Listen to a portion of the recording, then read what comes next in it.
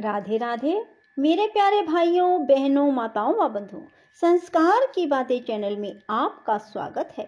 बंधुओं, आज बड़ा शुक्रवार मैं आपके लिए लाई हूँ लक्ष्मी जी की कथा। बंधुओं, जिसे सुनने मात्र से आपके यहाँ स्थायी लक्ष्मी का वास होगा और आपको महान पुण्य की प्राप्ति होगी, साथ ही आपको मोक्ष की प्राप्ति होगी। बंधुओं, यदि आपने हमारे चैनल को अब तक सब्सक्राइब नहीं किया तो जरूर करें और बेल आइकन दबाना ना भूलें, ताकि आपको हमारी आने वाली सभी वीडियोस की जानकारी सबसे पहले हो सके। बंधुओं, वीडियो को पूरी सुने।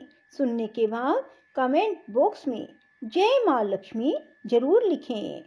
बोलो लक्ष्मी माता की जय हो। श्री सूत जी कहते हैं, सब पातकों का नाश करने वाले जटा तीर्थ में स्नान करके विशुद्ध चित्त वाला पुरुष लक्ष्मी तीर्थ को जाए। जो जो कामना मन में रखकर मनुष्य लक्ष्मी तीर्थ में स्नान करता है वह सब प्राप्त कर लेता है। लक्ष्मी तीर्थ बड़ा भारी दरिद्रता की शांति करने वाला, महान धन धान्य की समृद्धि देने वाला, बड़े बड़े दुखों का नाश करने वाला, महान वैभव को बढ़ाने वाला है। वह स्वर्ग और मोक्ष देने वाला, महान ऋण से छुटकारा दिलाने वाला, श्रेष्ठ पुत्र प्रदान करने वाला है। ब्राह्मणों, इस प्रकार यह लक्ष्मी तीर्थ का महात्म बतलाया गया है। इस तीर्थ में स्नान करने के बाद अग्नि तीर्थ को जाए, वह महापुण्य में और महापातकों का विनाशक है। पूर्व काल में रावण को उसकी सेना सहित मारकर विभीषण को लंका का राजा बनाकर दशरथ नंदन श्री रामचंद्र जी जब सीता और लक्ष्मण के साथ सेतु मार्ग से गंधमादन पर्वत पर आए, तब लक्ष्मी तीर्थ के किनारे ठहरकर उन्होंने देवताओं, ऋषियों और पितरों के समीप वहां अग्निदेव का आवाहन किया। तब लक्ष्मी तीर्थ से कुछ दूर पर अग्निदेव महासागर से ऊपर उठे और मानव रूपधारी श्री रघुनाथ जी को देखकर इस प्रकार बोले, राम, राक्षसों को भय देने वाले महाबाहु श्री राम, आपने जो रावण का वध किया है वह जानकी जी के पातिव्रत्य धर्म के बल से ही संभव हुआ है। यह बात सत्य है, सत्य है, सत्य है। ये साक्षात जगन माता लक्ष्मी है। इन्होंने लीला के लिए मानव शरीर धारण किया। जब आप देव शरीर में स्थित होते हैं तब ये भी दिव्य देह से आपकी सेवा करती हैं। आपने मानव शरीर धारण किया है, इसलिए ये भी मानव कन्या के रूप में प्रकट हुई हैं। आप भगवान विष्णु के शरीर के अनुरूप ही ये भी शरीर धारण कर लेती हैं। जगत स्वामिन देवादिदेव जनार्दन, आप जब जब अवतार धारण करते हैं तब तब ये आपकी सहायिका होती हैं। जब आप भृगुनंदन परशुराम के रूप में अवतीर्ण हुए थे तब ये धरनी नाम से प्रकट हुई थी। इस समय आपके साथ ये जनक नंदिनी सीता के रूप में प्रकट हुई हैं और भविष्य में जब आप श्री कृष्ण अवतार लेंगे तब ये रुक्मिणी होंगी। इसी प्रकार अन्य अन्य अवतारों में भी ये आपकी सहायिका होती हैं। अतः रघुनंदन, आप मेरे कहने से इन्हें आदर पूर्वक ग्रहण करें। अग्नि का यह वचन सुनकर देवताओं और महर्षियों ने दशरथ नंदन श्री राम और जनक नंदिनी सीता की बार बार प्रशंसा की। श्री रामचंद्र जी ने अग्नि के साक्षी देने से परम निर्मल सती साध्वी सीता को ग्रहण किया। जिस स्थान पर अग्निदेव प्रकट हुए उसी को अग्नि तीर्थ समझो। अग्नि के प्रकट होने से ही उसका नाम अग्नि तीर्थ हुआ। उस मोक्षदायक तीर्थ में भक्ति पूर्वक स्नान करके मनुष्य उपवास पूर्वक वेद वेता ब्राह्मणों को भोजन कराए, उन्हें वस्त्र और धन दे। ऐसा करने से वह सब पापों से मुक्त हो भगवान विष्णु का सायुज्य प्राप्त कर लेता है। पूर्व काल की बात है, पाटलिपुत्र में पशुमान नामक एक वैश्य रहते थे। वे सदा धर्म में तत्पर और ब्राह्मणों की सेवा में संलग्न रहा करते थे। सदा कृषि और गौ रक्षा करते हुए पशुमान बाजार की गलियों में धर्मतः सुवर्ण आदि का विक्रय किया करते थे। उनकी 3 स्त्रियां थी जो सदा पति की सेवा में लगी रहती थी। उन तीनों स्त्रियों से सुपन्य आदि 8 पुत्र उत्पन्न हुए। वे जब 5 वर्ष के हो गए तब उन्हें कर्तव्य की शिक्षा दी जाने लगी।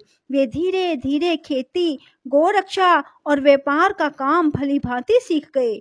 सुपन्य आदि 7 पुत्र पिता की बात सुनते और पशुमान जो कहते उस कार्य को तत्काल पूरा करते। उन्होंने सोने के कारोबार में भी अत्यंत कुशलता प्राप्त कर ली, किंतु वैश्य का 8वां पुत्र दुष्पन्य बचपन से ही खोटे मार्ग पर चलने लगा। वह पिता की बात नहीं सुनता था। दुष्पन्य बाल्यकाल से ही बालकों को सताया करता था। पशुमान ने उसे दुष्कर्म परायण देखकर भी यह नादान है ऐसा कहकर उसकी उपेक्षा कर दी। तदंतर वैश्य के 8 पुत्र युवा अवस्था को प्राप्त हुए। 8वां पुत्र दुष्पन्य नगर के बालकों को दोनों हाथों में पकड़ लेता और कुआं, नदी या तालाब में फेंक देता। उसके इस दुष्ट चरित्र को कोई नहीं जानता था। जल में उनका शव देखकर लोग उनका संस्कार करते थे। तब पुरवासियों ने आकर राजा से यह वृतांत निवेदन किया। उसका वचन सुनकर राजा ने ग्राम रक्षकों को बुलाया और आज्ञा दी, बालकों की मृत्यु का क्या कारण है, इसका पता लगाओ। ग्राम रक्षक बालकों के मारे जाने के रहस्य का पता लगाने लगे, किंतु बहुत खोज करने पर भी उन्हें उन बाल घात का पता नहीं लगा। वे डरते हुए राजा के पास गए, बोले, महाराज, हम बहुत खोज करने पर भी यह ना जान सके कि कौन इस नगर में रहकर निरंतर बालकों की हत्या करता है। तदंतर किसी समय वह वैश्य बालक अन्य 5 बालकों के साथ कमल निकालकर ले जाने के बहाने सोवर के निकट गया। वहां उसने उन बालकों को जबरदस्ती पकड़कर पानी में डुबो दिया। वे बालक चीखते चिल्लाते रहे तो भी उस क्रूर आत्मा ने उन्हें कंठ तक पानी में ले जाकर डुबो दिया। उन सब को मरा हुआ जानकर दुष्पन्य शीघ्र अपने घर को चला गया। उन 5 बालकों के पिता अपने पुत्रों को नगर में ढूंढने लगे। वे 5 बालक अधिक छोटे नहीं थे। पानी में डाल देने पर भी वे मर ना सके। धीरे धीरे सरोवर के किनारे आ गए और वहीं घूमते रहे। इतने में ही अपने बंधुओं द्वारा नाम ले लेकर पुकारने की आवाज उन्हें दूर से सुनाई दी। तब उन्होंने भी जोर से बोलकर उत्तर दिया। बालकों की आवाज सुनकर उनके पिता सरोवर के तट पर गए। वहां उन्हें जीवित देखकर उन सबको बड़ा हर्ष हुआ। फिर पिता ने पूछा, तुम्हारी दशा क्यों हुई? तब बालकों ने दुष्पन्य के उस दुष्कर्म का वृतांत अपने बंधुओं को कह सुनाया। यह बात जाकर पुरवासियों ने राजा को इसकी सूचना दी। राजा ने पशुमान को बुलाकर कहा, पशुमान, यह नगर बहुत से बालकों से भरा पूरा रहा है, किंतु तुम्हारे दुरात्मा पुत्र ने इसे प्राय सूना कर दिया। अभी अभी इन बालकों को उसने जल में डुबो दिया था, परंतु दैव योग से जीवित निकल आए। बताओ इस समय क्या करना चाहिए? मैं तुम्ही से पूछता हूँ, क्योंकि तुम सदा धर्म में तत्पर रहते हो। राजा के ऐसा कहने पर धर्मज्ञ पशुमान ने कहा, राजन, जिसने सारे नगर को सूना कर दिया वह वध के योग्य है। इस विषय में कुछ पूछने की बात नहीं। यह अत्यंत पाप आत्मा मेरा पुत्र नहीं, शत्रु ही है, जिसने इस नगर को बालकों से खाली कर दिया। उस दुष्ट के उद्धार का मुझे कोई उपाय नहीं दिखाई देता। मैं सच कहता हूँ, इस दुष्ट आत्मा को प्राण दंड दिया जाए।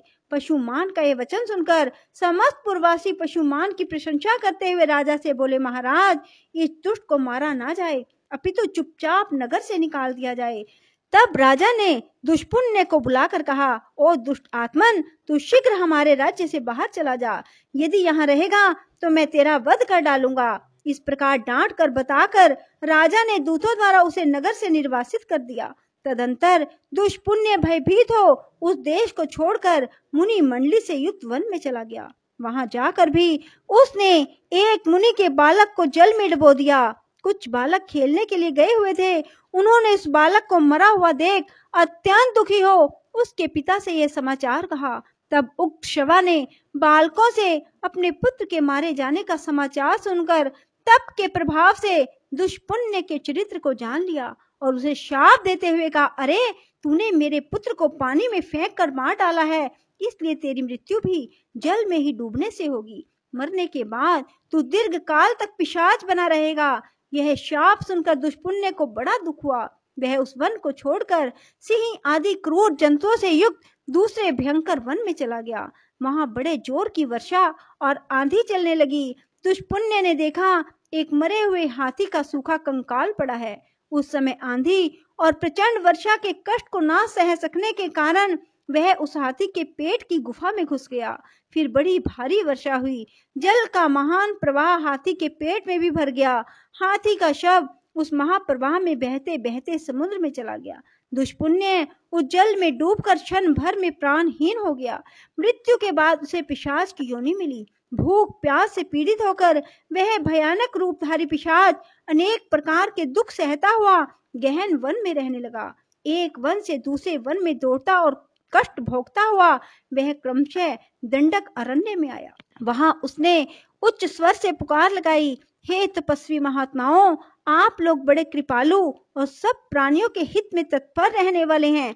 मैं दुख से अत्यंत पीड़ित हूँ, अतः मुझे अपनी दया दृष्टि से अनुग्रहित करें। पूर्व काल में मैं पाटलिपुत्र नगर में पशुमान का पुत्र दुष्पुण्य नामक वैश्य था। उस समय मैंने बहुत से बालकों की हत्या की।